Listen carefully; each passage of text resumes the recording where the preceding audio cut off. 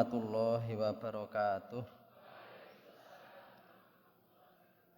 Alhamdulillahi rabbil alamin alladzi an'ama alaina bi ni'matil iman wal islam. Assalatu wassalamu ala nabiyyina Muhammad wa ala alihi wa ashabihi wa man salaka ala tariqi hidayatihi ila yaumiddin.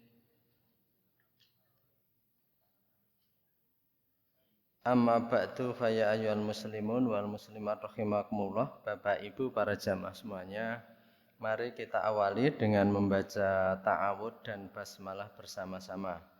A'udzu billahi minasy syaithanir rajim. Bismillahirrahmanirrahim. Nggih, ini kita lanjutkan ya. Jadi pada pertemuan kemarin, pada pengajian kemarin kita bersama-sama sudah masuk dalam bahasan tentang bencana-bencana ilmu dan ulama-ulama akhirat serta ulama-ulama yang buruk atau tercela. Dan kemarin untuk bencana ilmu sudah, kemudian ini sudah kita mulai kemarin tentang ulama-ulama yang buruk atau tercela. Saya refresh sedikit yang kemarin ya. Jadi di sini dikatakan bahwa ulama akhirat kemarin sudah ulama akhirat humul ladzina la yaquluna dunya bidin. Jadi ulama akhirat itu alladzina la yaquluna dunya bidin, mereka tidak memakan dunia dengan mengorbankan agama. Jadi ini dunia memakan dunia, mencari dunia, mengorbankan agama. Wala yabi'unal akhirata bidunya, tidak juga menjual akhirat untuk ditukar dengan dunia. Jadi ini insya Allah sudah kita mafhumi kemarin ya. Kemudian lima amilu min izil akhirah wa dhillid dunya, karena apa-apa yang mereka lakukan dari kemuliaan akhirat dan kehinaan dunia. Yang kemarin dikatakan barang siapa tidak mengetahui madharatat dunya ma'al akhirah falaisa minal ulama. Kalau orang kok tidak menyadari bahayanya dunia dibandingkan akhirat, mereka itu sebenarnya tidak bisa disebut ulama. Artinya gini, kalau nggak tahu bahayanya berarti potensial atau kemungkinan besar bisa terjerumus karena dunia. Ya, dunia itu bukan hanya harta tapi semua mata dunia, kenikmatan dunia ya. Memang dunia itu sangat menggoda ya.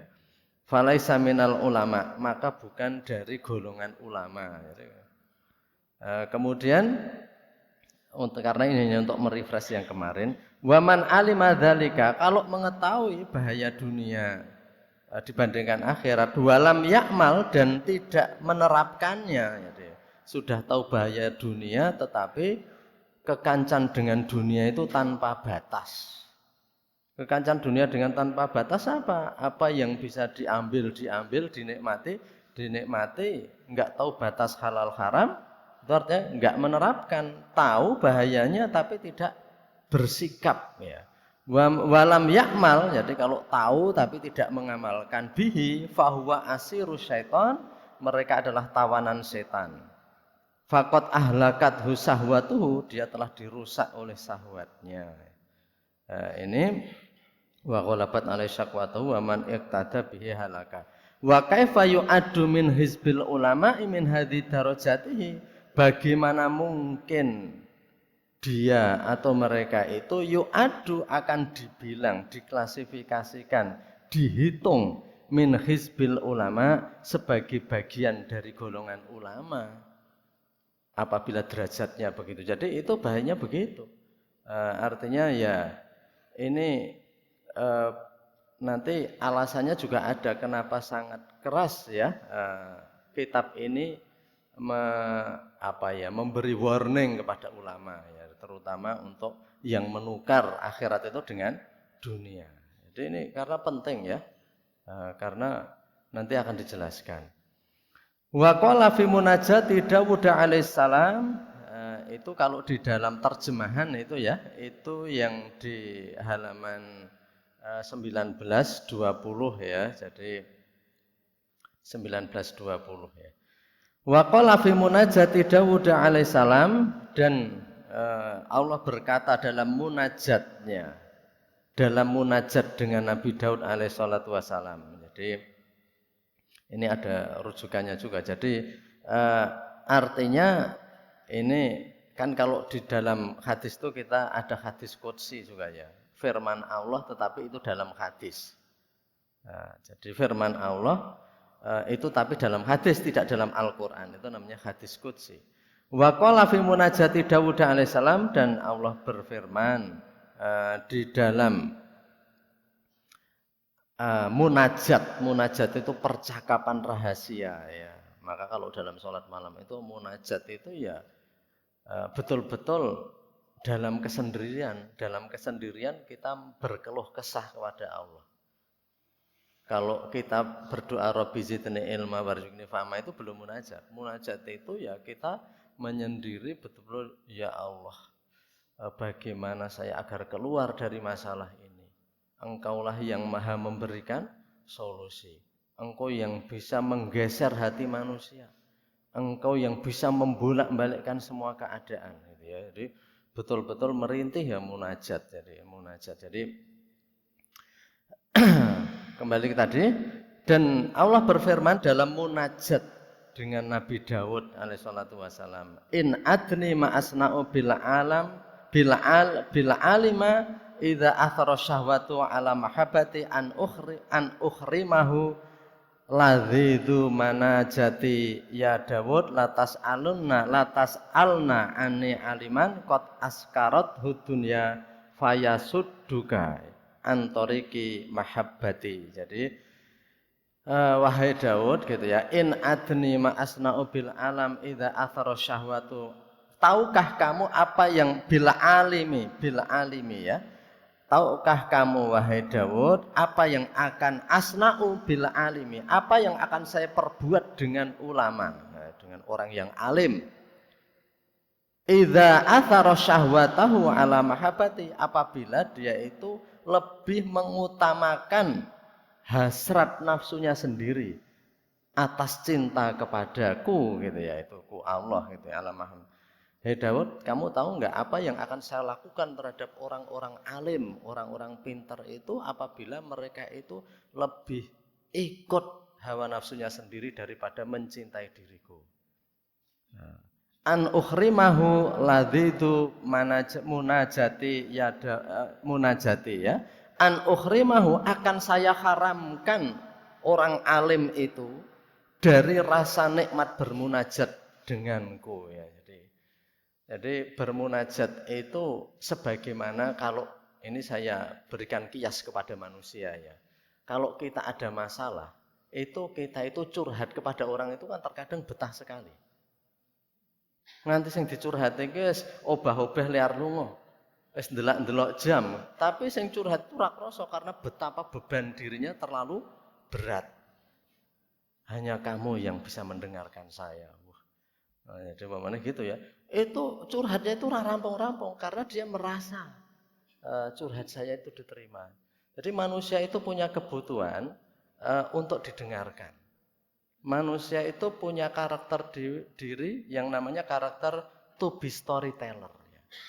Ingin menceritakan sesuatu, itu ada tabiat manusia. Jenengan bisa presane, orang yang nggak pernah didengarkan omongannya itu bisa stres.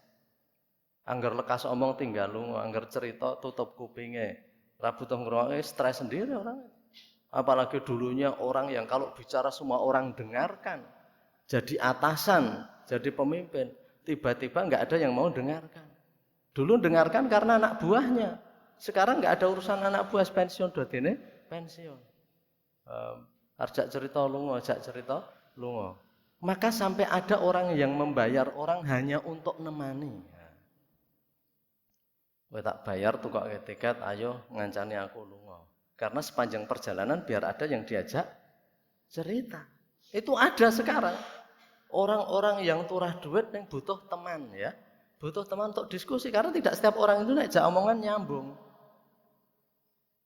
bisa menimpali gitu ya. Bisa menimpali. Jadi jenengan kiambak juga akan merasa nyaman kalau berbicara itu namanya apa itu saling memberikan respon. Jadi saling memberikan respon. Ternyata ada orang-orang yang eh, kesepian gitu ya. Dalam arti positif loh ini ya. Temannya sesama laki-laki teman diskusi gitu ya. Artinya kalau putri ya putri. Bukan teman dalam arti negatif.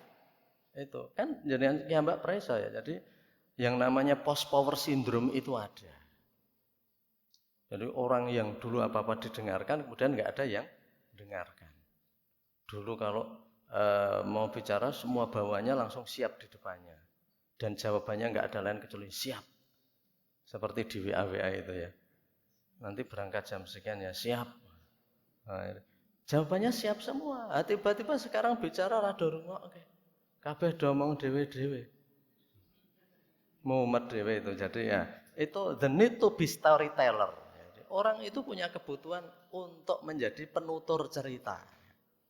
Maka kalau ada kita itu ya ada berbicara ya. Kalau kita berbicara, yang teman kita baru bicara kita dengarkan.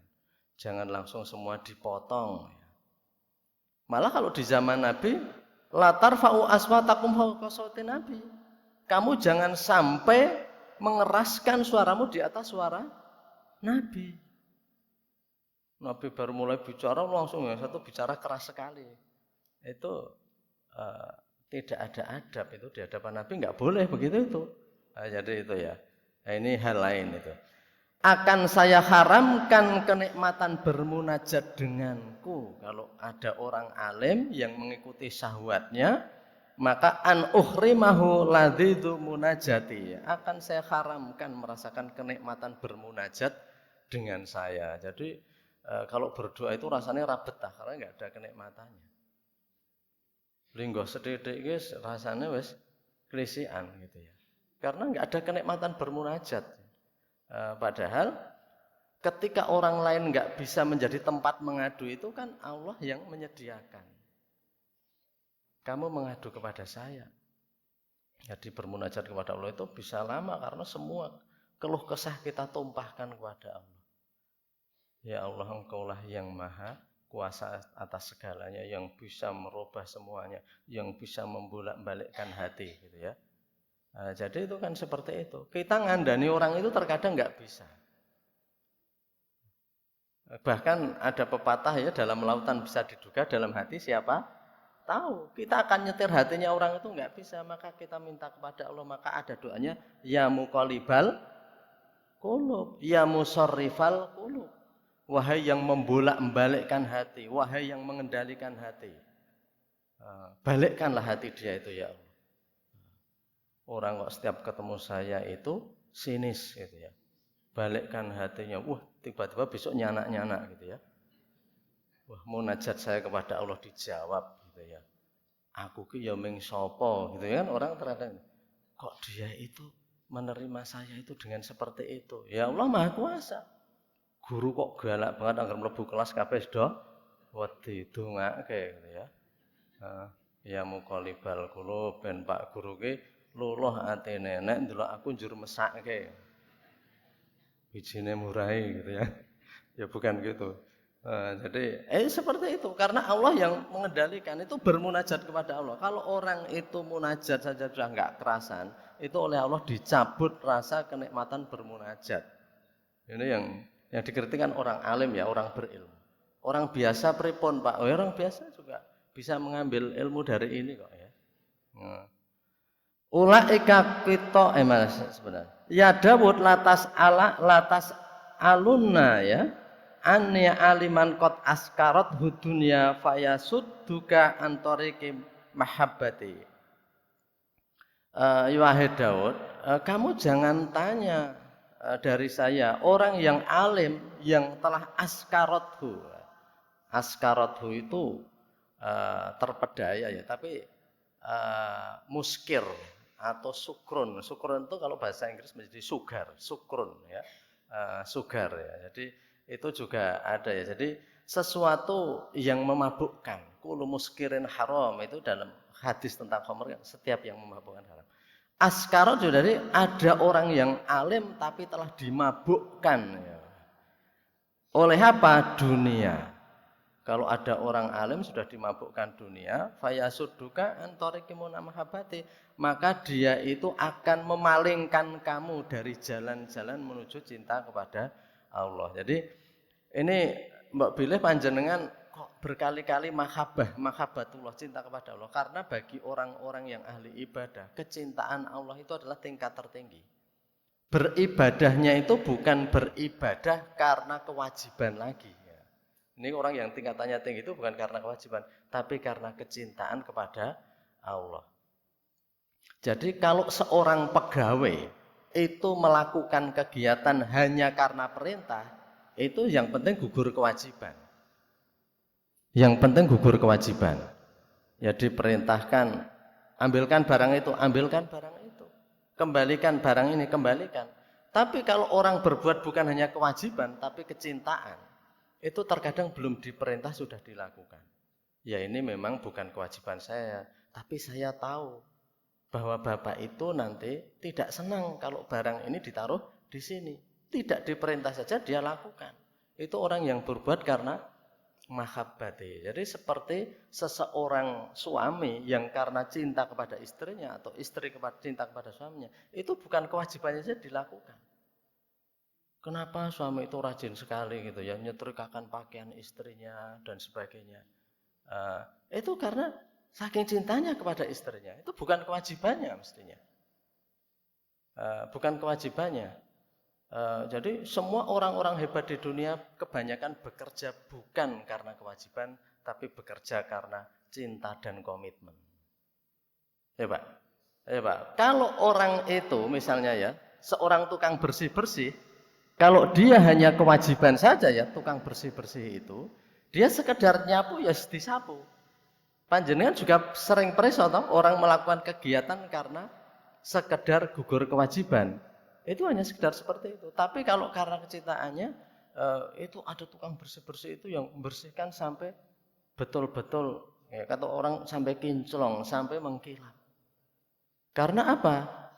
Karena dia itu bukan sekedar kewajibannya itu gugur, tetapi memang dia berbuat itu seperti itu. Jadi itu memang seperti itu. Berbuat karena mahabbah begitu. Jadi yang namanya sholat itu ya, Bapak Ibu semuanya. Kita itu dalam sholat itu kewajiban itu kan tahu ya, baca Fatihah, kemudian at-tahiyat ya sampai asyhadu alla ilaha illallah. Kemudian poin pekerjaan sholat itu wajibnya saja. Itu sudah gugur kewajiban. Tapi ada orang yang sholatnya itu lama sekali. Itu bukan sekedar kewajiban, tetapi dia karena kecintaan kepada Allah. Jadi ya kita belum sampai. Buktinya belum sampai apa? Kalau adzan itu kita bilang, walah wis adzan toh. Nah, bagi yang cinta sudah ditunggu-tunggu kan. Kapan ya kok rale adzan-adzan? Kita mungkin bilang kapan rale adzan-adzan ning tekno masalah poso lek arep buka gitu ya. Atau mungkin karena kita lek arep lunga. Wis wudu ket mau wis siap, kabeh wis siap, iki apa nunggu adzan sekedap.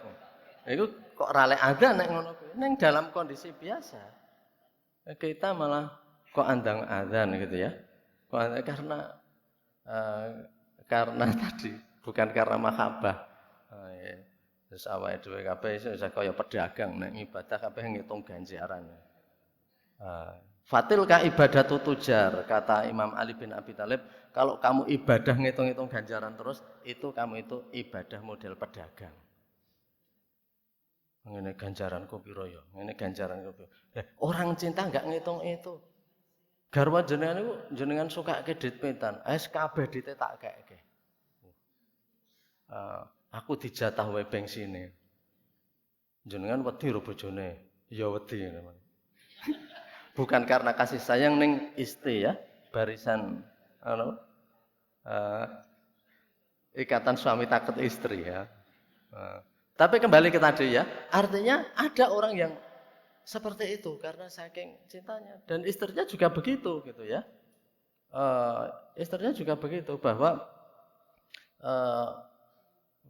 sepeda motor suaminya aja dikosoki terus karo bojone kuwi. Suami saya pergi jangan sampai sepeda motornya kotor. Ngisen-ngisen kayak.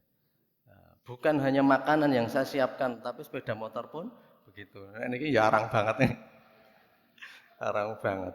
Wis karepmu Pak undane reget ya ngono. Ora isen jenengan iki. Gek kebo nek ra diguyang nek nyepak nggupaki ya. Wong sepeda motor jenengan memper katoke sok kena ngreget ya. Ora tau kosoki kok jenengan niku. Ya kewan wae nek reget ra diguyang nggosret-nggosret ngenengi kok niku. Sepeda motor nek reget nang kemawon jenengan sikile terkadang katoke kena gemuk barang. Karena saking kotornya gitu ya. Ya Islam niku anadzafatu minal iman. Ini jane kesempurnaan hidup itu berat kalau kita lakukan, tapi sebenarnya orang Islam itu harus mikir sampai sana ya. Harus mikir sampai sana. Wes sak penting salat tepat waktu, hondane reget banget rapoke nggih mboten ngoten niku. Anadzafatu minal iman. Nek salat klambine ra tau dikumbah niku sampinge ya mambu niku nggih. Niku nggih ra betah. Niku mulakno anadzafatu minal iman. Khudzu zinatakum inda kulli masjidin. Pakailah perhiasanmu setiap kamu itu ada ngindakuli masjidin ya, di setiap masjid atau setiap waktu sholat atau setiap Anda itu beribadah, itu dalam Al-Quran itu ada. Khudzu zinatakum inda kulli masjidin gitu ya. Saya lanjutkan ya. Ini artinya fayasudduka antariki mahabbati ulaika qata utariki ibadi. Mereka itu orang-orang, jadi orang alim yang telah mabuk karena dunia, yang akan memalingkan kamu dari jalan kecintaan saya. Ulaika qata utariki ibadi, mereka itu yang memotong jalan hamba-hamba saya. Jadi mereka itu adalah perampok atau orang yang menyabotase hamba-hamba saya. Jadi apa artinya itu ulama yang seperti itu dikatakan sebagai perampok ya. Qata utarik ibadi, perampok jalan-jalan hamba saya. Hamba saya itu jadi terhalang gitu ya. Ya Daud idza ra'aita taliban fakun lahu khadiman, wahai Daud, apabila engkau itu melihat taliban, seorang penuntut ilmu atau murid, fakun lahu khadiman, maka jadilah kamu itu pembantunya. Luar biasa ini. Gurunya itu disuruh menjadi khadim, pembantu dari muridnya. Dalam arti gini, nek ramudeng dijelaskan semampunya.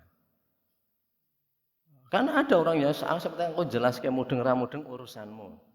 Ya, ada yang begitu, itu sekedar gugur kewajiban. Seperti yang aku absen melebu.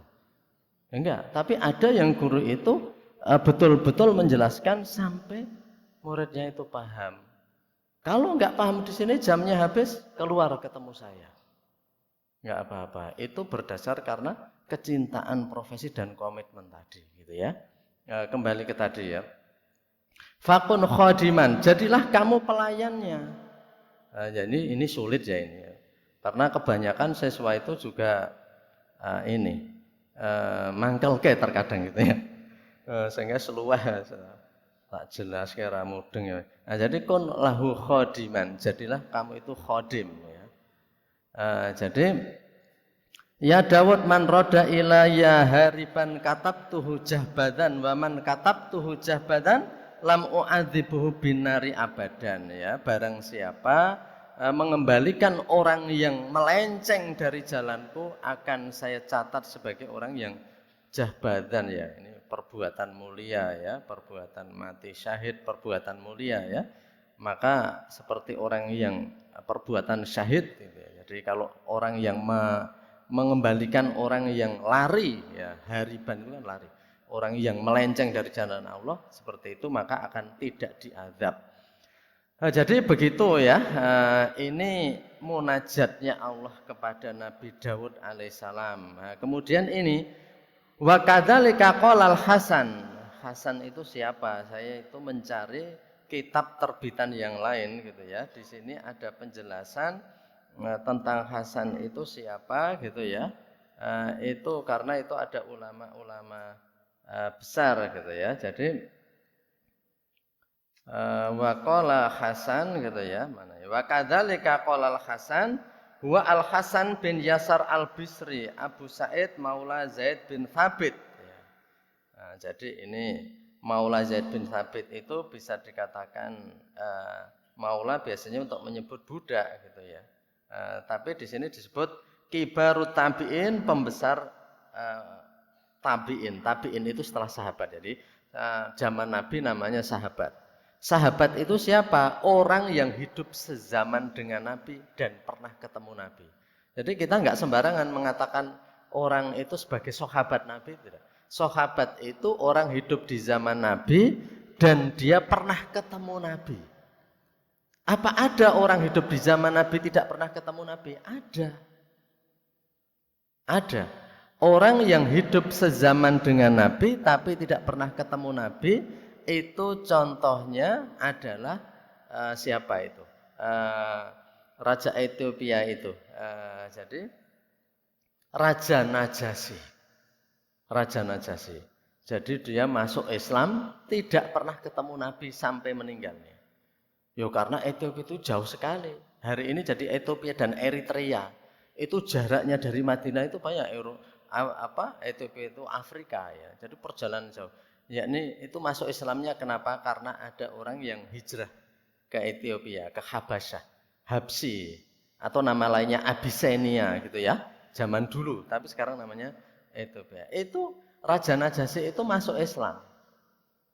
Tetapi tidak pernah ketemu dengan Nabi sampai meninggal, maka namanya bukan sahabat. Orang hidup sezaman dengan Nabi tapi tidak pernah ketemu. Kalau orang yang ketemu dengan sahabat tapi sudah enggak ketemu dengan Nabi namanya tabi'in ya. Ini Imam Hasan ini tabi'in ya. Wa kadzalika qala Al-Hasan, di sini disebut sebagai min kibari tabi'in, termasuk tokoh tabi'in ya. Orang yang ketemu sahabat tapi sudah enggak ketemu Nabi. Jadi hidupnya setelah sahabat. Jadi ini para ulama, para ahli dalam Islam itu sudah membedakan. Orang yang ketemu tabi'in tapi tidak pernah ketemu sahabat, maka namanya tabi'ut tabi'in. Mereka itu ketemu tabi'in tapi sudah tidak ketemu sahabat. Jadi itu perinciannya itu sudah seperti itu. Maka kalau yang berkata tabi'in tingkatannya seperti apa? Kalau berkata sahabat tingkatannya seperti apa gitu ya. Nah, jadi di sini dikatakan wa kadzalika qala Al-Hasan, demikian juga dikatakan oleh Imam Hasan. Di sini dikatakan Imam Hasan bin Yasar Al-Basri gitu ya. Basri itu karena berasal dari Basrah. Kalau para ulama ada kata-kata Basri itu aslinya dari Basrah. Jadi itu Al-Basri atau Al-Bisri ya. Jadi Basrah. Ada An-Naisaburi dari Naisapur gitu ya. Jadi Al-Misri dari Mesir. Saya kembali waqala wa kadzalika qala Al-Hasan, demikian juga berkata Imam Al-Hasan, ulama yang bernama Al-Hasan, uqubatul ulama'i bi mautil qalbi wa mautil qalbi talabud dunya bi amalil akhirah. Uqubatul ulama'i, ini uqubah itu hukuman ya. Hukuman untuk para ulama. Apa hukuman ulama itu apa? Ulama itu dihukum dengan cara apa? Bimautil kolbi, hukuman para ulama, resiko ya, akibat yang diderita ulama yang tidak benar itu adalah mautil kolbi, hatinya mati. Wah, hatinya mati ya, mengerikan ya kematian hati ya, karena hati mati itu udah nggak ingat gitu ya. Jadi naudzubillahi min dzalik gitu ya. Naudzubillahi min dzalik, ini kita berlindung kepada Allah dari hal seperti itu, matinya hati. Matinya hati itu kita dengar Al-Qur'an, kita dengar peringatan, tapi kita tidak masuk dalam hati kita peringatan itu. Diperingatkan itu enggak takut. Diceritakan neraka juga enggak ada takut-takutnya. Diceritakan surga enggak ada kepingin-kepinginnya. Hanya duit saja yang dia inginkan. Hatinya sudah mati nih. Uqubatul ulama bimautil qalbi wa mautul qalbi, dan kematian hati itu ya mautul qalbi talabud dunya bi amalil akhirah. Apa mautul qalbi? Talabud dunya, mencari dunia, bi amalil akhirah, dengan amalan-amalan akhirat. Mencari dunia dengan amalan akhirat. Ini katanya ini hukuman para ulama. Jadi para ulama bisa mati hatinya, yakni mencari dunia dengan amal akhirat. Dakwah ke sana kemari tujuannya dunia. Na'udzubillahi min dzalik. Ini bencana ini. Bencana. Ini menakutkan. Apa Imam Ghazali itu peka sekali sampai hal-hal seperti ini. Walaupun mengambil juga dari para ulama atau guru yang lain. Mautul qalbi talabud dunya bi amalil akhirah.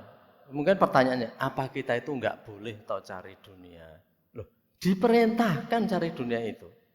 Coba kalau sholat Jumat itu, fa idza qudiyatis sholatu fantashiru fil ardi wabtaghu min fadlillah. Apabila sholat Jumat telah ditunaikan, fantashiru, diperintah, maka segeralah kamu menyebar di muka bumi, fantasiru fil ardi wabtaghu min fadlillah, cari rezeki dari Allah. Salat Jumat jangan lama-lama, kan begitu. Khutbah Jumat jangan lama-lama. Karena apa? Karena perintahnya setelah selesai kamu harus kembali lagi bekerja. Monggo enggal-enggal wangsul pedamelan malih.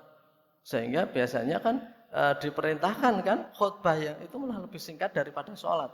Tapi juga bukan sholatnya sudah singkat, khutbahnya lebih singkat dari sholat. Jur sepiro. Tapi artinya sampailah khutbah itu mengingatkan iman dan takwa. Iman dan takwa ya nggak usah panjang-panjang. Gimana Pak? Nggak usah menceritakan globalisasi, nggak usah. Ya. Nanti tekan ngendi-endi. Jadi artinya ya ceritanya sidik-sidik, cerita tekan ngendi itu ora rampung-rampung ya. Khutbah Jumat itu sebentar saja. Kemudian ya kalau sekarang mungkin hampir imbang dengan sholat, atau kalau sholat lebih lama juga kita lihat kondisi orang sekarang. Tetapi intinya apabila Jumat telah dilakukan, run away, kamu lari lagi sudah, pergi pekerjaan kamu. Wabtaghu min fadlillah, bekerja lagi. Jadi dulu pernah di zaman kekhalifahan itu orang-orang di masjid dibawakan cambuk. Karena apa? Habis Jumat itu zikirnya enggak selesai-selesai, enggak pada pergi bekerja. Ayo kerjalah. Karena perintah Al-Qur'an itu bukan hanya perintah takmir masjid harus ditutup, enggak. Tapi fa idza qudiyatis shalat fantasiru fil ardi. Loh, zikir saja diperingatkan, ojo zikir suwe-suwe, apalagi teturon. Bar Jumatan do teturon. Bukan hanya dibawakan cambuk, tendangin. Jadi artinya apa? Islam itu fair ya, adil. Ini saatnya siang hari orang bekerja, gunakan. Jadi orang yang nggak mau bekerja itu bukan nggak boleh mengatasnamakan agama, hanya mengatasnamakan kemalasannya sendiri saja. Dikatakan dan Allah itu menyebar rezeki di pagi hari. Maka saya ingat ya, walaupun saya cari di sumbernya hadis itu di mana, itu sulit sekali. Tapi saya diajari sejak di pondok itu. Naumatus subhi turithul faqra, ya saya pernah sampaikan di pengajiannya. Hadis Nabi yang artinya naumatus subhi turithul faqra, tidur pagi mewariskan kefakiran. Ya nek cara Jawane iki ndeder fakir. Ndeder kere gitu ya. Tidur pagi. Maka kerja. Bekerja ya. Rezeki disebar di pagi hari itu lebih banyak. Jadi wong ibadah saja juga pagi hari itu tinggi fadilahnya kok. Inna Qur'anal fajri kana masyhuda, pembacaan di waktu pagi disaksikan para malaikat. Jadi penting ya. Jadi, maka kembali ke tadi, jadi kematian hati, uqubatil ulama yang diderita. Jadi tadi saya sampaikan, apa dunia nggak boleh diperintahkan. Di dalam Al-Quran, di dalam surat Qasas ayat 77 itu memang lebih imbang menyampaikan dunia. A'udzubillahi minasyaitonirrajim. Wabtaghi fima ataqallahu darul akhirah wa la tansa nasibaka minad dunya. Carilah dari apa yang diberikan oleh Allah itu, wabtaghi fima ataqallah, darul akhirah, kampung akhirat, darul akhirah dicari. Dalam mencari akhirat itu walatan sanasi baka minad dunya, tapi kamu jangan lupa bagianmu, nasibun. Nasib itu bagian ya. Maka kalau orang oh ya wis nasibmu ya wis bagianmu ngono kuwi gitu ya. Ini bahasa Arab. Walatan sanasi baka minad dunya, dan kamu jangan lupa bagianmu dari dunia harus kamu ambil. Wong kita naik haji itu juga perlu biaya. Ya nek nyepeda bisa, tapi nyepeda perlu biaya. Sing rasa tanpa nganggo sepeda, rasa nganggo motor napa? Mbluru utawa nglangi. Mboten iso. Ada yang ngono ngene. Menyelesaikan menika mesti perlu biaya, maka itu juga perlu. Dalam usul fikih ada lil wasaili hukmul maqasid. Wasilah, jalan itu memiliki status hukum yang sama dengan maqasid, tujuan. Kalau tujuannya haji itu wajib, maka jalan untuk haji juga wajib kita upayakan. Adapun orang Islam sudah menciptakan pesawat ya sebetulnya dulu sudah pernah ya Pak Habibie membuat pesawat, sekarang orang Islam harus membuat lagi. Nah, jadi kembali kita di lil wasaili hukmul maqasid. Jadi cara itu hukumnya sama dengan tujuannya. Maka sering dikatakan belajar tajwid itu wajib tidak? Asalnya enggak wajib. Jenengan kok sinau tajwid to, Pak? Bener ya, wajib ora? Sinau tajwid tidak wajib. Tetapi membaca dengan benar itu wajib. Eneng wong sing tanpa sinau tajwid le maca wis bener, enggak apa-apa.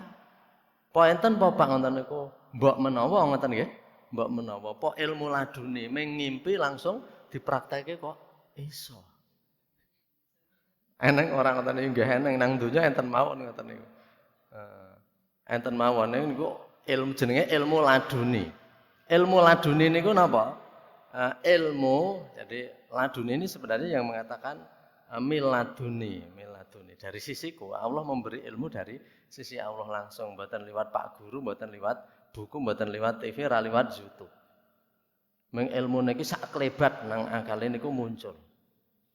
Nus dari sisi Allah. Karena ada ilmu-ilmu yang dia dapat tidak diajarkan. Tidak dapat diajarkan ya, namanya ilmu laduni.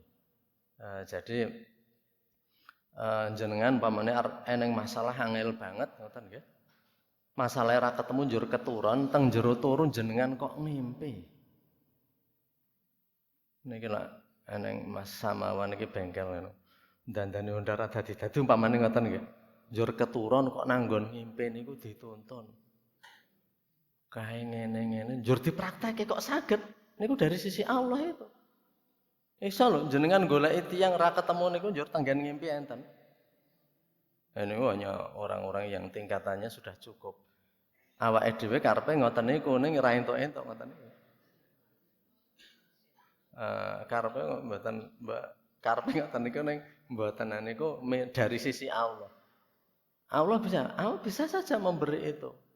Makanya kalau ceritake pengalaman Sufi Ibnu Mubarak niku sing iso goleki tiyang sing disebutkan dalam mimpinya. Jadi itu orang-orang yang sudah mendapat ilmu laduni. Dapat ilmu laduni itu nanti ceritanya seperti aneh, bukan aneh. Karena ilmu laduni itu memang ada dalam Islam ya.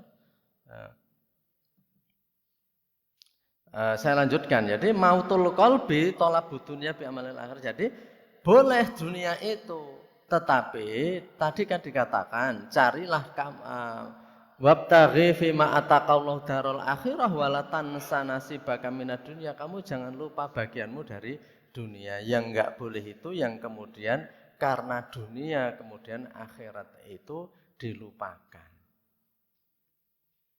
Apa kemudian kalau begitu lalu miskin Pak kalau dunia enggak kita pikir?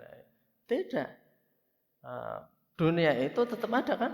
Kita sudah berkali-kali menceritakan para sahabat itu seperti apa. Kalau berbicara kekayaan kita enggak ada bandingnya semuanya dengan Khalifah Utsman bin Affan, dengan Abdurrahman bin Auf itu kita enggak ada apa-apanya. Jadi yang Siapa itu? Sayyidina Utsman bin Affan itu sampai hari ini aja itu masih ada kok rekeningnya di Arab itu. Punya rekening di bank. Loh, gimana mungkin Sayyidina Utsman sudah meninggal 1400 tahun yang lalu kok masih punya rekening, wong dulu belum ada bank. Karena meninggalkan harta wakaf. Saya pernah nanya ini pada orang yang belajar di sana. Saya tanya ya. Saya itu kebetulan suatu saat itu saya mengisi acara ya, mengisi pelajaran. Salah satu pesertanya itu orang Indonesia tapi sedang belajar di Mekah. Saya tanya karena di Zoom gitu ya. Saya tanya, betul itu rekening ini, rekening Sayyidina Utsman Mas? Iya Pak, ada rekening Sayyidina Utsman, dibukakan rekening. Jadi karena wakafnya itu terus mengalir, sudah orangnya meninggal, wakafnya itu tetap menghasilkan duit terus, dibuatkan rekening. Nah, di sini banyak orang hidup sing rekeningnya ra eneng dite oke. Jenengan ketoke ATM oke banget ra eneng isine Pak iki. Menggo fantasi. Anak muda yang barusan kerja buka rekening pirang-pirang bank nang dompet iki pirang-pirang kartu ATM ning isine saiki diisi sesuk jiko.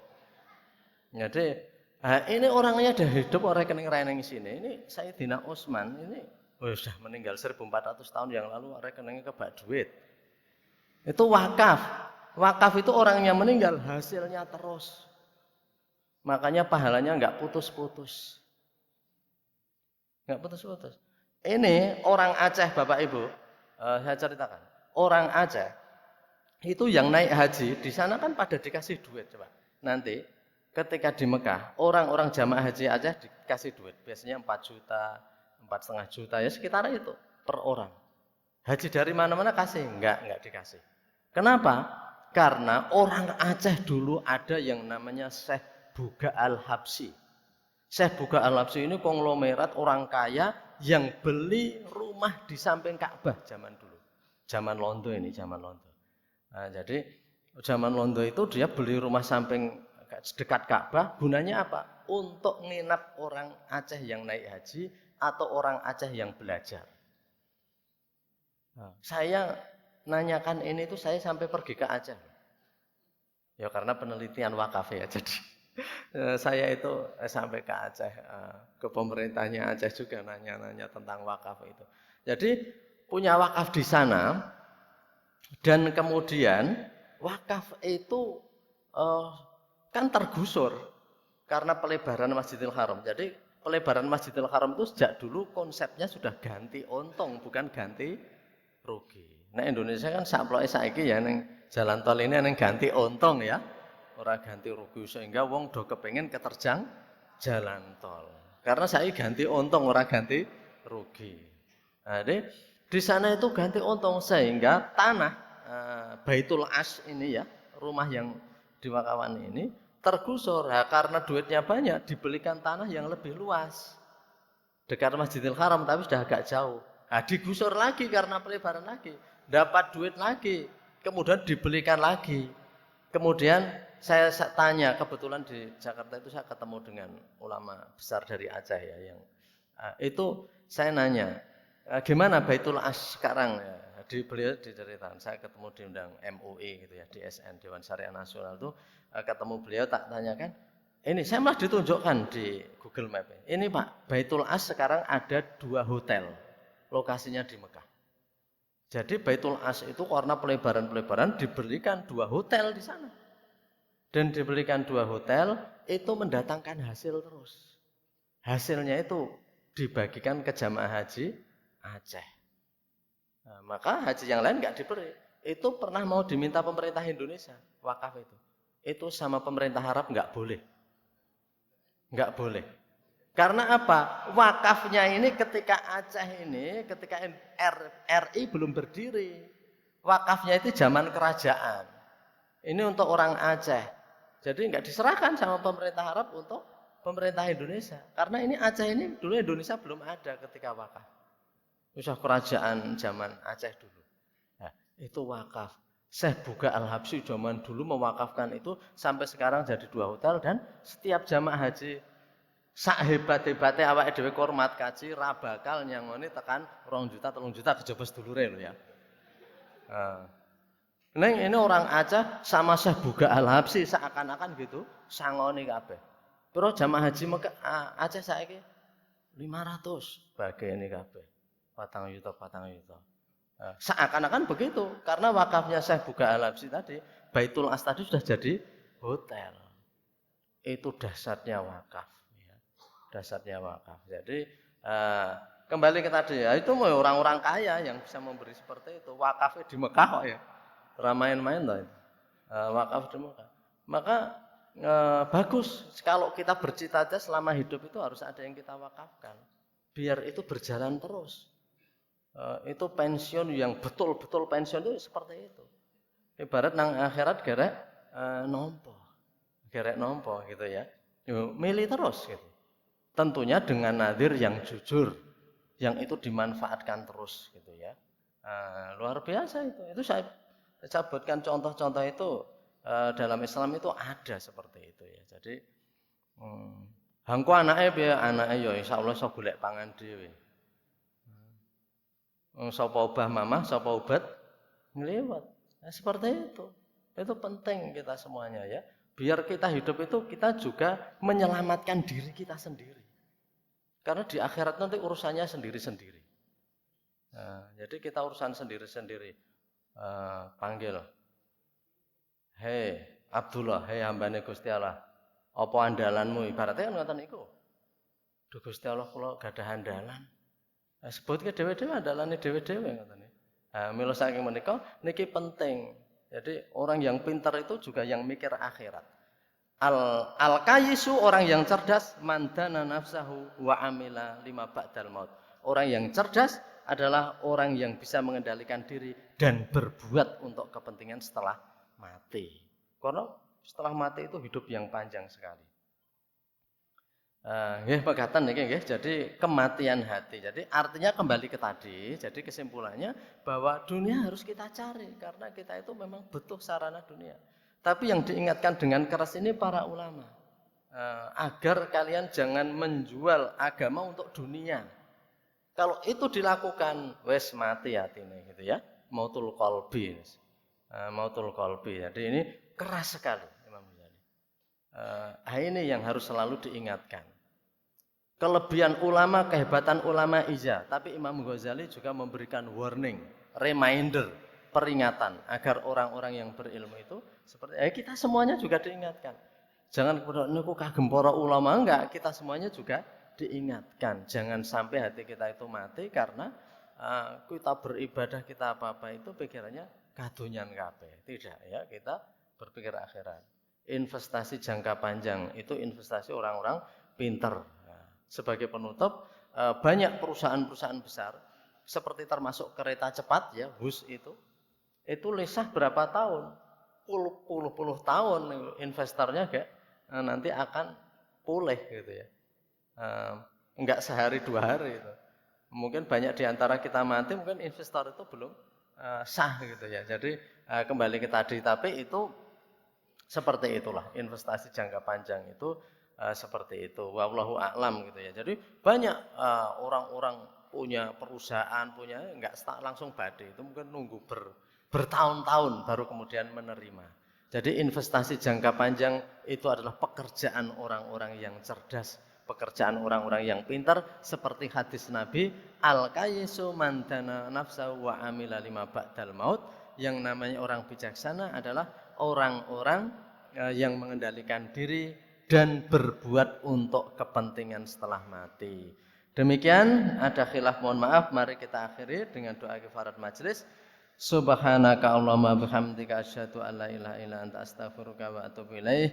Ada khilaf, mohon maaf. Assalamualaikum warahmatullahi wabarakatuh.